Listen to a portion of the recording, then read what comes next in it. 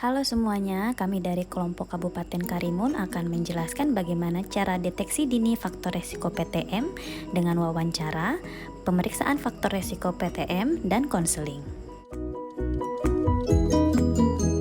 Sebelum wawancara, ucapkan salam terlebih dahulu dan minta persetujuan pasien untuk dilakukan wawancara. Nama saya Suruh Bapak Sumahadi ya. Umurnya berapa Bapak? 44. 44 tahun. Untuk identitas, tanyakan juga usia, jenis kelamin, riwayat PTM pada keluarga, riwayat PTM pada diri sendiri, faktor perilaku PTM terdiri dari riwayat merokok, diet tidak sehat dan tidak seimbang seperti tinggi gula, tinggi garam, dan tinggi lemak, serta rendah serat. Kurang aktivitas fisik, konsumsi minuman beralkohol, juga stres ditanyakan. Sudah berapa lama Pak rokoknya? Dari bujang ya Pak ya?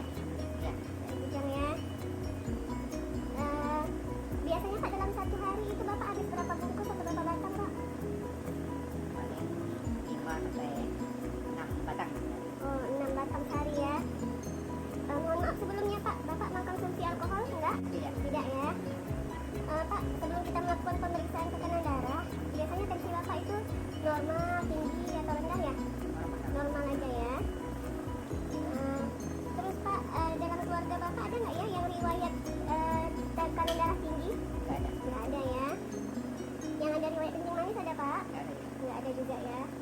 Bapak pernah menderita nggak luka tapi sembuhnya lama? Nggak pernah. Nggak pernah ya Pak. Untuk makan minum Bapak sehari-hari gimana Pak? Bapak makannya kayak serat sama buah, sayur buah nggak Pak? Ada. Ada ya Pak.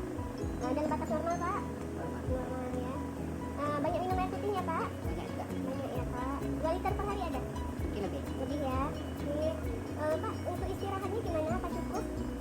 8 jam apa 6 jam per hari ada? Ada. Cukup. Cukup ya istirahatnya. Untuk aktivitas fisik Bapak, Pak, Bapak selalu berolahraga di pagi hari Pak? Ada. Ada. Oke. Untuk selanjutnya Pak, kita nanti melakukan pemeriksaan ya Pak. Setelah wawancara selesai, maka kita akan melakukan pengukuran faktor resiko PTM, seperti berat badan dan tinggi badan untuk menentukan indeks massa tubuh, lingkar perut, dan pengukuran tekanan darah.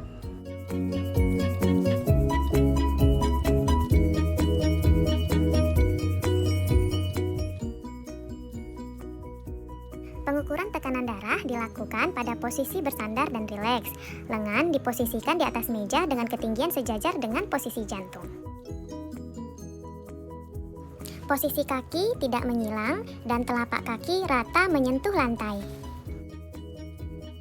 Gunakan manset dengan lebar 3/4 dari ukuran lengan. Letak manset sejajar posisi jantung, batas bawah manset sekitar 2,5 cm atau 2 jari di atas lipatan siku.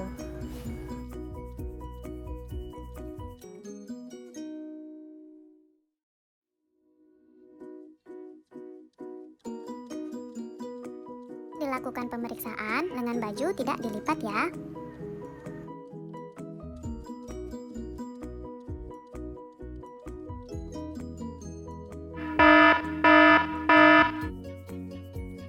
Serta tidak boleh bergerak dan berbicara selama pengukuran dilakukan. Setelah melakukan pengukuran tekanan darah, lingkar perut, dan indeks massa tubuh, selanjutnya kita melakukan pemeriksaan faktor resiko PTM seperti pemeriksaan kadar gula darah, pemeriksaan kadar kolesterol darah, tajam penglihatan, tajam pendengaran, serta kadar CO pernapasan. Setelah kita melakukan pemeriksaan faktor resiko PTM, selanjutnya adalah konseling berupa faktor resiko PTM yang ditemukan, melakukan sadanis dan IVA bagi wanita usia subur, upaya berhenti merokok, serta quit mind. Kelompok kami memilih upaya berhenti merokok. Ini kita akan melakukan konseling ya, sedikit konseling untuk berhenti merokok. Jadi Pak, di sini ada manfaatnya Pak untuk berhenti merokok. Jadi dia itu dalam 20 menit berhenti merokok itu akan menurunkan tekanan darah, denyut nadi dan aliran darah kita itu akan kembali. Terus setelah 8 jam berhenti merokok, kadar nikotin dan kadar karbon monoksida di badan kita itu berkurang. Terus setelah 1 hari itu kadar karbon dioksida dari dalam tubuh kita juga sudah menghilang. Terus kalau selama 2 hari Bapak berhenti merokok, itu nikotin dalam badan kita dan indera pengencer kita itu akan mulai sempurna ya, mulai normal lagi. Jadi selain itu Pak, berhenti merokok itu juga akan membantu penampilan kita itu membaik, seperti kulit kita itu menjadi lebih segar gitu, hilang kerutan, terus batuk dan munyahnya juga berkurang, terus resiko dari penyakit jantung itu juga berkurang ya Pak, terus resiko untuk jenis kanker juga berkurang. Dari sini ada yang dipertanyakan sebelum kita lanjut? Langkah-langkah upaya berhenti merokok diantaranya 1. Identifikasi awal. Identifikasi awal akan sangat menentukan strategi dan pilihan terapi yang akan diambil untuk upaya berhenti merokok. Yang kedua, identifikasi tipe klien menentukan strategi dan tindak lanjut. Yang ketiga, menilai profil perokok. Penilaian profil perokok diperlukan untuk melihat berat ringannya kebiasaan merokok pada klien.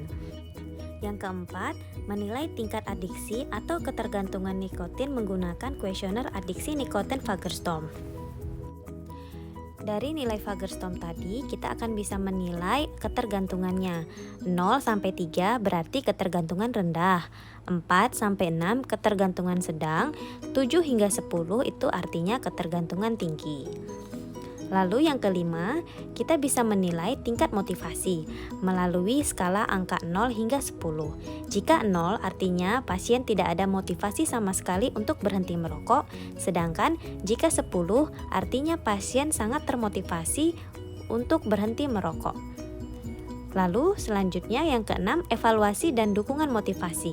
Evaluasi dan dukungan motivasi dilakukan sejak awal ketika melakukan upaya berhenti merokok dan saat klien kontrol kembali. Yang ketujuh, pilihan terapi. Pilihan terapi bisa berupa terapi non-farmakologis dan terapi farmakologis. Untuk pemberian obat yang direkomendasikan dengan evidence A itu terapi pengganti nikotin atau nicotine replacement therapy atau NRT dalam bentuk gum, patch, inhaler, spray, dan lozeng. Selanjutnya, cara berhenti merokok. Klien dapat memulai berhenti merokok dengan cara pertama, cold turkey atau berhenti merokok seketika. Cara lainnya yakni penundaan dan pengurangan. Pasien bisa memilih caranya sendiri. Lalu selanjutnya adalah tindak lanjut atau follow up. Follow up merupakan hal penting untuk menentukan keberhasilan jangka panjang dalam upaya berhenti merokok. Lalu yang terakhir adalah pendekatan 4T atau 5A. 4T adalah tanyakan, telaah, tolong dan nasihati, serta tindak lanjut.